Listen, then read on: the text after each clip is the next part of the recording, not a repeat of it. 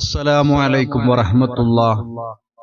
بسم الله والحمد لله والصلاة والسلام على سيد المرسلين وآل كل والصحابة أجمعين أما بعد. ഏറ്റവും പ്രിയപ്പെട്ട സഹോദരന്മാരെ സഹോദരിമാരെ, ഇപ്പോൾ വാട്സപ്പിലും ഫേസ്ബുക്കിലും മെസ്സേജിലും കോളിലുമായിട്ട് പല ആളുകളും ചോദിക്കുന്ന ഒരു ചോദ്യമാണ്, എന്തുകൊണ്ടാണ് മുസ്ലിം ലീഗിലേക്ക് പോവാനുള്ള കാരണം? ഇത്രയും കാലം ഒന്നുമില്ലാത്ത ഒരു കാര്യം ഇപ്പോൾ മുസ്ലിം ലീഗിന്റെ മെമ്പർഷിപ്പ് എടുത്തുകൊണ്ട് പ്രവർത്തിക്കാൻ തീരുമാനിക്കാനുള്ള കാരണം എന്താണ് എന്ന് പലരും ചോദിച്ചു. എന്റെ വിശ്വാസപരമായിട്ടും ധാർമ്മികപരമായിട്ടും മതപരമായിട്ടും ഉൾക്കൊള്ളാൻ കഴിയാത്ത ഒരു രാഷ്ട്രീയ പാർട്ടി അതിനോട് അനുഭാവം പുലർത്തിക്കൊണ്ട് പോവുക എന്ന് പറഞ്ഞാൽ അതൊരിക്കലും ഉൾക്കൊള്ളാൻ കഴിയുന്ന ഒരു കാര്യമല്ല. പക്ഷേ ഞാൻ ഇടതുപക്ഷ ചിന്താഗതിക്കാരോടുകൂടെ അവരുടെ പാർട്ടിയുടെ ഒരു അനുഭാവിയായി നിൽക്കുന്ന സമയത്ത് തന്നെ മുസ്ലിം ലീഗിനെ കുറിച്ച് ഞാൻ പഠിക്കുന്നുണ്ട്. പക്ഷേ എന്റെ സംഘടനാ സാഹചര്യങ്ങൾ അതിലേക്ക് ഇറങ്ങിച്ചെല്ലാൻ എനിക്ക് തടസ്സമായി. കാരണം എനിക്ക് എല്ലാത്തിനും ഒരു ലിമിറ്റ് ഉണ്ടായിരുന്നു. എന്ത് കാര്യങ്ങൾ പറയാനും നമ്മുടേതായ കാര്യങ്ങൾ മനസ്സിലാക്കി അത് പുറത്തു പറയുക എന്നുള്ള കാര്യത്തിനോട് ഒരുപാട് തടസ്സങ്ങൾ ഉണ്ടായിരുന്നു. എന്റെ സംഘടനാ സാഹചര്യങ്ങൾ അതിനനുകൂലമായിരുന്നില്ല. ഞാനിപ്പോൾ മുസ്ലിം ലീഗിൽ അംഗമായത് എന്തെങ്കിലും സ്ഥാനമാനങ്ങൾക്ക് വേണ്ടിയിട്ടല്ല. അലറി വിളിക്കുന്ന തിരമാലകളിലേക്ക് കുതിച്ചുകൊണ്ടിരിക്കുന്ന ഈ കപ്പലിലേക്ക് കയറിപ്പറ്റാൻ വൈകിപ്പോയതിൽ എനിക്ക് വല്ലാത്ത ദുഃഖമുണ്ടെങ്കിലും ഇപ്പോഴെങ്കിലും അതിലൊരു കപ്പലിൽ കയറിയിട്ട് ഒരു അംഗമാകാൻ കഴിഞ്ഞതിൽ ഞാൻ കൃതജ്ഞനാണ്, സന്തോഷവാനാണ്. കാരണം ഇത് മഹാന്മാരായ പണ്ഡിതന്മാരും സാദാത്യങ്ങളും ഇവിടെ വളർത്തിയിരിക്കുന്ന ഒരു പ്രസ്ഥാനമാണ് മുസ്ലിം ലീഗ്. ഈ മുസ്ലിം ലീഗിനോട് കിടപിടിക്കാൻ കേരളത്തിൽ ഒരു രാഷ്ട്രീയ പാർട്ടിയുമില്ല, ഒരു സംഘടനയുമില്ല. അതുകൊണ്ട് തന്നെയാണ് നമ്മുടെ നേരായ മാർഗത്തിലൂടെ സഞ്ചരിച്ചു കൊണ്ടിരിക്കുന്ന മഹാന്മാരായ പണ്ഡിതന്മാര് വിത്തുപാകിയിരിക്കുന്ന ഈ മുസ്ലിം ലീഗിലേക്ക് കടന്നു വരാനുള്ള കാരണം. ഇനി നേരത്തെ ഞാൻ അനുഭാവം പുലർത്തിയിരിക്കുന്ന ആ രാഷ്ട്രീയ പാർട്ടി അത് തെറ്റാണ് എന്നും അത് മതത്തിനെതിരാണെന്നും പരിപൂർണമായിട്ട് ബോധ്യപ്പെട്ടതിന്റെ അടിസ്ഥാനത്തിൽ ആദ്യമൊക്കെ ഞാൻ ചിന്തിച്ചിരുന്നത് അത് കമ്മ്യൂണിസം ആണെങ്കിലും അത് കമ്മ്യൂണിസം അല്ലല്ലോ അവരിപ്പോൾ നടപ്പാക്കിക്കൊണ്ടിരിക്കുന്നത്, അത് രാഷ്ട്രീയ പാർട്ടിയല്ലേ എന്നാണ് ഞാൻ ചിന്തിച്ചത്. പക്ഷേ ഓരോ കാര്യങ്ങൾ എടുത്ത് പരിശോധിച്ചു നോക്കുമ്പോൾ കമ്മ്യൂണിസം തന്നെയാണ് അവരുടെ നടപ്പാക്കാൻ ശ്രമിച്ചു കൊണ്ടിരിക്കുന്നത് എന്ന് പൂർണ്ണമായ നിലക്ക് ബോധ്യപ്പെടുകയാണ് ചെയ്തത്. കമ്മ്യൂണിസം തന്നെയാണ്. ഈ അടുത്ത തന്നെ നമുക്ക് തന്നെ അറിയാം, ലിംഗസമത്വം, ലിംഗനീതി, എത്രയെത്ര സംഭവങ്ങൾ, ഉദാഹരണങ്ങൾ. അതിലേക്ക് കടന്നു ചെല്ലുകയാണെങ്കിൽ ഒരുപാട് കാര്യങ്ങൾ പറയാനുണ്ട്. ചെറിയ ചില കാര്യങ്ങൾ നിങ്ങൾ മനസ്സിലാക്കാൻ വേണ്ടിയിട്ട് ഞാൻ ഓർമ്മപ്പെടുത്തുകയാണ്. ഏക സിവിൽ കോഡ്, ഏക സിവിൽ കോഡിന് വേണ്ടിയിട്ട് ഇവിടെ ആദ്യമായി ശബ്ദിച്ചത് ഇവിടുത്തെ BJP-യോ RSS-ഓ അല്ല, ഇവിടുത്തെ CPM ആണ്. ആ CPM പറഞ്ഞത് എന്തിനാണ് അവരിവിടെ കൊണ്ടുവന്നത്? ഇവിടുത്തെ മതത്തെ തച്ചുടക്കാൻ, ഇവിടുത്തെ ജാതീയത ഒഴിവാക്കാൻ, അതിനു വേണ്ടിയാണ്. അത് ഇപ്പോൾ പറഞ്ഞുകൊണ്ടിരിക്കുന്ന BJP-യുടെ നേതാവായ സുരേഷ് ഗോപി തന്നെ പറയുന്നു, യൂണിഫോം സിവിൽ കോഡിന് വേണ്ടി നിലകൊള്ളുന്ന ഒരു സർക്കാരാണ്. അത് അടുത്ത ഇലക്ഷൻ മാനിഫെസ്റ്റോയിൽ വാഗ്ദാനമായിട്ട് വരുമെങ്കിൽ, അത് നടപ്പിലാക്കി എടുക്കുമെങ്കിൽ പിന്നെ എവിടെയാണ് ജാതിക്ക് സ്ഥാനം? നമ്മളെല്ലാം ആഗ്രഹിക്കുന്നതും അതല്ലേ? അത് സംഭവിച്ചു. കണ്ടോ, ഇവിടെ ജാതീയത ഉണ്ടാവില്ല, ഇവിടെ മതം ഉണ്ടാവില്ല. അങ്ങനെ ലോകത്തുള്ള മതങ്ങളെ മുഴുവനും തച്ചുടക്കുകയും ഈ രാജ്യത്തുള്ള മതങ്ങളെ മുഴുവനും തച്ചുടച്ചുകൊണ്ട് ഇവിടെ മതമില്ലാത്ത ഒരു നാടാക്കി മാറ്റാനാണ്, കമ്മ്യൂണിസം ഇവിടെ നടപ്പിലാക്കാനാണ് CPM ശ്രമിച്ചുകൊണ്ടിരിക്കുന്നത്. നിങ്ങൾ കണ്ടോ, ലവ് ജിഹാദ് ഏറ്റവും കൂടുതൽ അവർ വെറുക്കുന്ന മതമാണ് പരിശുദ്ധ ഇസ്ലാം. CPM-ന് ഏറ്റവും കൂടുതൽ വെറുപ്പുള്ള ഒരു മതമുണ്ടെങ്കിൽ അത് ഇസ്ലാം മതമാണ്. ലവ് ജിഹാദ്. ഇപ്പോ കേരള സ്റ്റോറി എന്ന പേരിൽ ഒരു സിനിമ പ്രദർശിപ്പിക്കുന്നു. ആ ലവ് സ്റ്റോറി ഇവിടെ കൊണ്ടുവരാനുള്ള കാരണമാരാണ്? ഇവിടുത്തെ CPM ആണ്. ആദ്യമായി കൊണ്ട് ലവ് ജിഹാദ് ഇവിടെ പറഞ്ഞത് അച്യുതാനന്ദനാണ്, CPM ആണ്. 20 വർഷങ്ങളെ കൊണ്ട് ഇവിടെ മുസ്ലിം രാജ്യമാക്കാനുള്ള പുറപ്പാടിലാണ് ഇവിടുത്തെ മുസ്ലിങ്ങൾ എന്ന് പറഞ്ഞത് CPM ആണ്. ഒരു 20 കൊല്ലം കഴിയുമ്പോൾ ഇന്ത്യ, കേരളം ഒരു മുസ്ലിം രാജ്യമാകും, ഭൂരിപക്ഷമാകും. അതിന് ചെറുപ്പക്കാരായിട്ടുള്ള ആളുകളെല്ലാം തന്നെ സ്വാധീനിച്ചിട്ട് പണം കൊടുത്തിട്ട് അവരെ മുസ്ലിമാക്കുക, മുസ്ലിം യുവതികളെ കല്യാണം കഴിക്കുക, അങ്ങനെ മുസ്ലിം ജനിക്കുക. ആ തരത്തിൽ ഇങ്ങനെ മറ്റ് സമുദായങ്ങളിൽ നിന്നെല്ലാം വ്യത്യസ്തമായിട്ട് മുസ്ലിം സമുദായത്തിന് ഭൂരിപക്ഷം ഉണ്ടാക്കുക എന്നുള്ള ഉദ്ദേശത്തോടു കൂടിയിട്ട് ഉള്ളൊരു നീക്കമാണ് ഇവർ നടത്തുന്നത്. അച്യുതാനന്ദൻ പറഞ്ഞത് നിങ്ങൾ കേട്ടില്ലേ? 20 കൊല്ലം കഴിയുമ്പോൾ കേരളം ഒരു ഇസ്ലാമിക രാജ്യമാകും. ചെറുപ്പക്കാരെ സ്വാധീനിച്ചുകൊണ്ട് പണം കൊടുത്തിട്ട് മുസ്ലിമാക്കുകയാണ് ചെയ്തുകൊണ്ടിരിക്കുന്നത്. മുസ്ലിം യുവതികളെ കല്യാണം കഴിച്ചിട്ട് അതിൽ ജനിക്കുന്ന കുട്ടികളും മുസ്ലിങ്ങളായി, അങ്ങനെ മറ്റു സമുദായത്തെക്കാൾ ഇവിടെ ബഹുഭൂരിപക്ഷം മുസ്ലിമായി മാറണം. അതിനു വേണ്ടിയിട്ടാണ് ഇവിടുത്തെ മുസ്ലിമീങ്ങൾ ശ്രമിച്ചുകൊണ്ടിരിക്കുന്നത് എന്ന് പറഞ്ഞത് ആരാണ്? അച്യുതാനന്ദനാണ്, CPM ആണ്. അപ്പോൾ മുസ്ലിം സമുദായത്തെ അപമാനിക്കാൻ വേണ്ടിയിട്ട് RSS-ന് വളം വെച്ചു കൊടുക്കുന്നവരാണ് CPM. കേരളത്തിൽ ഏറ്റവും കൂടുതൽ മുസ്ലിമീങ്ങൾ തിങ്ങിത്താമസിക്കുന്ന മലപ്പുറം ജില്ലയിലുള്ള മുസ്ലിമീങ്ങൾ, അവരുടെ ഉള്ളടക്കം തന്നെ വർഗീയമാണെന്ന് പറഞ്ഞ കടകംപള്ളി സുരേന്ദ്രൻ CPM ആണ്. അപ്പൊ CPM മുസ്ലിമീങ്ങളെ മുഴുവനും വർഗീയ ശക്തികളാക്കി മാറ്റുകയാണ് ചെയ്തുകൊണ്ടിരിക്കുന്നത്. മലപ്പുറത്തെ കുറിച്ച് കടകംപള്ളി പറഞ്ഞത് ഇങ്ങനെ: മലപ്പുറത്തിന്റെ ഉള്ളടക്കം അത് തന്നെയാണ്, കുറച്ചൊരു വർഗീയമാണ്. അത് മതന്യൂനപക്ഷ വർഗീയതയുടെ ഒരു ശാക്തീകരണം വരുന്നതായിട്ടുള്ള മേഖലയാണ്. മലപ്പുറത്തിന്റെ ഉള്ളടക്കം അത് തന്നെയാണ്, കുറച്ചൊരു വർഗീയമാണ്. ഗെയിൽ സമരത്തിനെതിരെ പോരാട്ടം സമരം നടത്തിയിരിക്കുന്ന പാവപ്പെട്ട മലപ്പുറത്തും കോഴിക്കോടുമുള്ള മുസ്ലിമീങ്ങള് വർഗീയ ശക്തികളാണെന്ന് പറഞ്ഞവരാണ് CPM.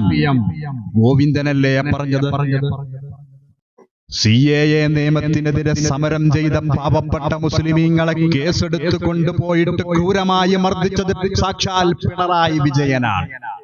പാവപ്പെട്ട റിയാസ് മൗലവി പള്ളിയിൽ കിടന്നുറങ്ങുന്ന സമയത്ത് RSS-ന്റെ കാപാലികന്മാര് വന്നിട്ട് ആ പാവപ്പെട്ട ഉസ്താദിനെ അറുത്ത് കൊന്നുകളഞ്ഞിട്ട് അതിലെ കൊലപാതകൾക്ക് ഒരു തെറ്റും ചെയ്യാത്തവരെ പോലെ കോടതിയിൽ നിന്ന് ഇറക്കി വിട്ടതാണ് പിണറായി വിജയൻ. CPM ആണ്.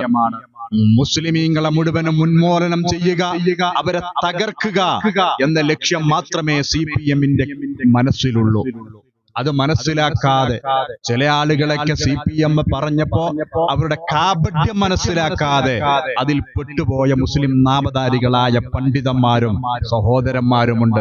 അവർക്കൊക്കെ അല്ലാഹു ഹിദായത്ത് നൽകട്ടെ, സത്യം മനസ്സിലാക്കി കൊടുക്കട്ടെ എന്ന് പ്രാർത്ഥിക്കാൻ സാധിക്കുകയുള്ളൂ. RSS-ന്റെ ഭീകരന്മാര് കൊന്നുകളഞ്ഞ പാവപ്പെട്ട ഷാൻ എന്ന ചെറുപ്പക്കാരന്റെ കൊലയാളികളെ വെറുതെ വിടുകയും അതിന് പകരം ചോദിച്ച പാവപ്പെട്ട മുസ്ലിം ചെറുപ്പക്കാരെ തൂക്കിലേറ്റി കൊന്നുകളയാൻ വേണ്ടിയിട്ട് പാലം വെച്ചു കൊടുത്തവനാണ് സാക്ഷാൽ പിണറായി വിജയൻ. പാവപ്പെട്ട പാലക്കാട് ജില്ലയിലുള്ള സിറാജുന്നിസ എന്ന 11 വയസ്സുകാരി വീട്ടുമുറ്റത്ത് കളിച്ചുകൊണ്ടിരിക്കുമ്പോൾ ആ പാവപ്പെട്ട പെൺകുട്ടിക്ക് നേരെ നിറയൊഴിച്ച് കൊന്നുകളഞ്ഞ രമൺ ശ്രീവാസ്തവ, നിങ്ങൾ കേട്ടിട്ടില്ലേ? ആരാണ് രമൺ ശ്രീവാസ്തവ? എനിക്ക് വേണ്ടത് മുസ്ലിം ബാസ്റ്റേഡ്സിന്റെ ഡെഡ് ബോഡികളാണ്. ഇതെന്റെ ഉത്തരവാണ്, അനുസരിക്കുക. തന്റെ ഓഫീസിലിരുന്ന കീഴ് ജീവനക്കാരനോട് പൊതുജനത്തിനു നേരെ വെടിയുതിർക്കാൻ ഉത്തരവിടുന്ന ഒരു ഉന്നത ഉദ്യോഗസ്ഥന്റെ വാക്കുകളാണ് ഇവ. ഇവിടെ സംഘർഷമൊന്നുമില്ല സർ. ഞാനിവിടെ കാണുന്നത് 2 പെൺകുട്ടികൾ വീടിന് മുന്നിൽ കളിച്ചു നിൽക്കുന്നതാണ്. പോലീസ് വാഹനത്തെ നോക്കി വേറൊരാൾ നിൽക്കുന്നുണ്ട്, മറ്റൊന്നുമില്ല. വെടിവെപ്പ് നടത്തൂ എന്ന ഉദ്യോഗസ്ഥന്റെ ആവശ്യം തള്ളി സ്ഥലത്തുണ്ടായിരുന്ന കീഴുദ്യോഗസ്ഥൻ പറഞ്ഞപ്പോൾ കൂടുതൽ പ്രകോപിതനായാണ് ആ മേലുദ്യോഗസ്ഥൻ വെടിവെക്കാനുള്ള അന്ത്യശാസനം നൽകിയത്. ഇത് അക്ഷരം പ്രതി അനുസരിച്ച കീഴുദ്യോഗസ്ഥർ ഒടുവിൽ 11 വയസ്സുള്ള ഒരു മുസ്ലിം പെൺകുട്ടിയുടെ ജീവനറ്റ ശരീരം തന്റെ മേലുദ്യോഗസ്ഥന് സമ്മാനമായി നൽകി.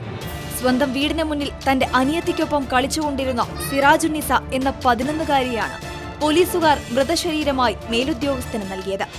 മുസ്ലിം മൃതദേഹം ആവശ്യപ്പെട്ട സാറിനുള്ള സമ്മാനം.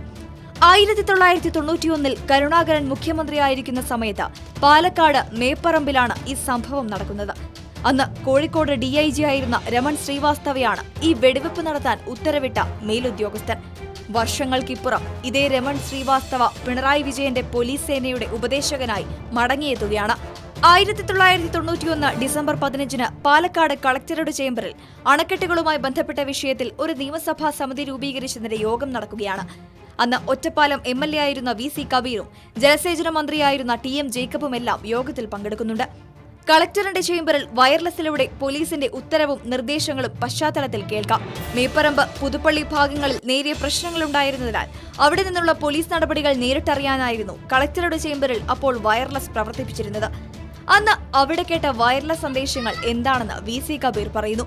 ഷൂട്ട് ചെയ്യാൻ വേണ്ടി രമൺ ശ്രീവാസ്തവ നിർദ്ദേശിക്കുന്നത് കേട്ടപ്പോഴാണ് തങ്ങൾ യോഗം നിർത്തി ശ്രദ്ധിക്കാൻ തുടങ്ങിയത്. എല്ലാവരെയും ഷൂട്ട് ചെയ്യാൻ രമൺ ശ്രീവാസ്തവ നിർദ്ദേശിക്കുന്നു. പിന്നീടാണ് അവിടെ വെടിവെപ്പുണ്ടായത്. ഇന്ത്യയിൽ വർഗീയ സംഘർഷങ്ങൾ പൊട്ടിപ്പുറപ്പെടാൻ ഇടയാക്കിയ സംഭവമായിരുന്നു 91 സംഘപരിവാർ സംഘടനകളുടെ നേതൃത്വത്തിൽ മുരളി മനോഹർ ജോഷി നടത്തിയ ഏകതാ യാത്ര. അയോധ്യയിലെ ബാബറി മസ്ജിദ് പൊളിച്ച് രാംക്ഷേത്രം നിർമ്മിക്കണമെന്നാവശ്യമുന്നയിച്ച് കശ്മീർ മുതൽ കന്യാകുമാരി വരെയായിരുന്നു ആ യാത്ര.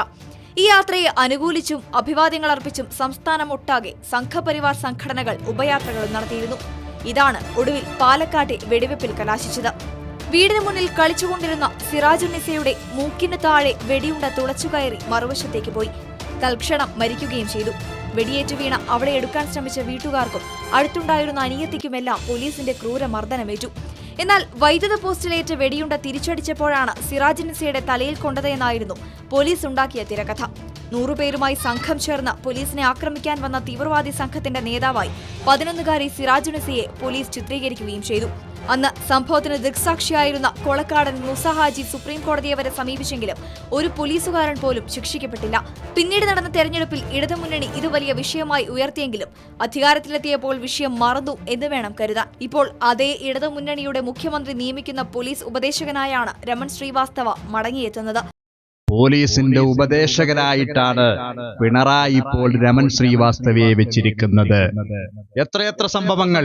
പാവപ്പെട്ട പെൺകുട്ടികളെ തട്ടിക്കൊണ്ടുപോയി അമ്പലത്തിൽ വെച്ചുകൊണ്ട് താലി ചാർത്തി വിവാഹം ചെയ്തു കൊടുത്തിട്ട് ഫേസ്ബുക്കിലും മറ്റും അവർ പോസ്റ്റ് ഇടുന്നത് മതത്തിന്റെ വേലിക്കെട്ടുകൾ തകർത്തുകൊണ്ട് അവർ ഒന്നിച്ചു. എത്രയെത്ര സംഭവങ്ങൾ! ഇതിനൊക്കെ വളം വെച്ചു കൊടുക്കുന്നത് ആരാണ്? DYFI, CPM ആണ്. ശരിക്കും പരിശുദ്ധമായ ഇസ്ലാമിന്റെ ശത്രുക്കളാണവര്. മുസ്ലിമീങ്ങളെ പതുക്കെ കയ്യിലെടുത്തിട്ട് നിരീശ്വരവാദത്തിലേക്ക് കൊണ്ടുപോവുകയാണ് അവർ ചെയ്തുകൊണ്ടിരിക്കുന്നത്. ഒരു CPM-കാരന്റെ പ്രസംഗം നിങ്ങൾ കേട്ടില്ലേ? ഇസ്ലാമായാൽ പിന്നെ സ്വർഗമുറപ്പാണെന്ന് പറയുന്ന വിവരം കെട്ട മൊയ്ലേക്കന്മാരെ കുറിച്ച് എന്താ പറയാനാണെന്ന് അയാൾ ചോദിക്കുന്നത്. ഇസ്ലാമായാൽ പിന്നെ സ്വർഗം ഉറപ്പാണ് എന്ന് പറയണ വിവരം കെട്ട മീലേക്കന്മാരെ കുറിച്ച് എന്താ പറയാ? വിവരമില്ലാത്തവന്റെ ആസനത്തിൽ ആല് മുളച്ചാൽ അതും തണലാണ് എന്ന് കരുതുന്ന നാണം കെട്ട ചില ആളുകൾ ഇപ്പൊ സോഷ്യൽ മീഡിയ നമ്മൾ കാണുന്നില്ലേ? വിവരമില്ലാത്തവന്റെ ആസനത്തിൽ ആലുമുളച്ചാൽ അതും തണലാണ് എന്ന് കരുതുന്ന നാണം കെട്ടുന്ന ചില ആളുകൾ മുസ്ലിമീങ്ങളെ കുറിച്ചിട്ട് വളരെ മോശമായ നിലക്ക് ആക്ഷേപിക്കുന്ന RSSനേക്കാൾ ഭീകരമായ ഒരു പാർട്ടിയാണ് കമ്മ്യൂണിസ്റ്റ് പാർട്ടി. എന്റെ പ്രിയപ്പെട്ട സഹോദരന്മാരെ, സഹോദരിമാരെ, ഇസ്ലാമിന്റെ ശത്രുക്കളാണവര്. അവര് ഒരിക്കലും നമ്മൾ നമ്പാൻ പാടില്ല, അവരെ വിശ്വസിക്കാൻ പാടില്ല. കപടന്മാരാണവര്. പരിശുദ്ധമായ ഇസ്ലാമിനെ തകർക്കുക എന്നുള്ളതാണ് അവരുടെ ഏറ്റവും വലിയ ലക്ഷ്യം. ലോകത്ത് ഏറ്റവും കൂടുതൽ നിയമം പറഞ്ഞ, നിയമം പാലിക്കുന്ന ഒരേ ഒരു മതം അത് പരിശുദ്ധമായ ദീനുൽ ഇസ്ലാമാണ്. അതുകൊണ്ട് തന്നെ മറ്റു മതങ്ങളോടൊക്കെ അവർക്ക് വെറുപ്പുണ്ടെങ്കിലും ഏറ്റവും കൂടുതൽ അവർ വെറുക്കപ്പെടുന്നത് പരിശുദ്ധ ഇസ്ലാമിനെയാണ്. മനസ്സിലാക്കുക, റസൂലുള്ളാഹി പറയുകയാണ്, മൻ തമസ്സക ബിസുന്നതി ഇൻദ ഫസാദി ഉമ്മത്തി ഫലഹു അജ്റു മിഅത്തി ഷഹീദ്.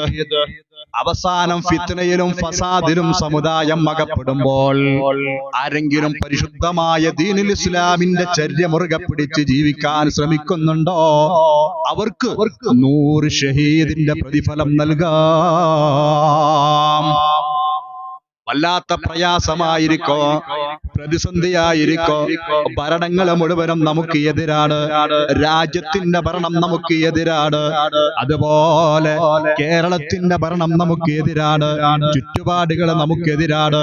പരിശുദ്ധമായ ദീനുൽ ഇസ്ലാം ആ സമയത്ത് ഇസ്ലാമിലൂടെ അധിഷ്ഠിതമായ ജീവിതം മുന്നോട്ട് കൊണ്ടുപോവാൻ കഴിയാത്ത നിലക്ക് വിഷമത്തിലാകുന്നൊരവസ്ഥയില് മനസ്സറിഞ്ഞുകൊണ്ടതാ മുറുകെ പിടിച്ചാൽ അവന് 100 ഷഹീദിന്റെ കൂലി തരാമെന്ന് പഠിപ്പിച്ചത് അഷ്റഫുൽ ഖൽഖ് നബി മുഹമ്മദുർ റസൂലുള്ളാഹ്. അതുകൊണ്ട് ആ തനതായ ശൈലിയിലൂടെ മുന്നോട്ട് പോവുക. നമുക്ക് നമ്മുടേതായ ചര്യയിലൂടെ നീങ്ങിപ്പോവാൻ പറ്റിയ ഒരു രാഷ്ട്രീയ പാർട്ടി അത് മുസ്ലിം ലീഗ് തന്നെയാണ്. അല്ലാഹു നമുക്ക് ഹിദായത്ത് നൽകട്ടെ.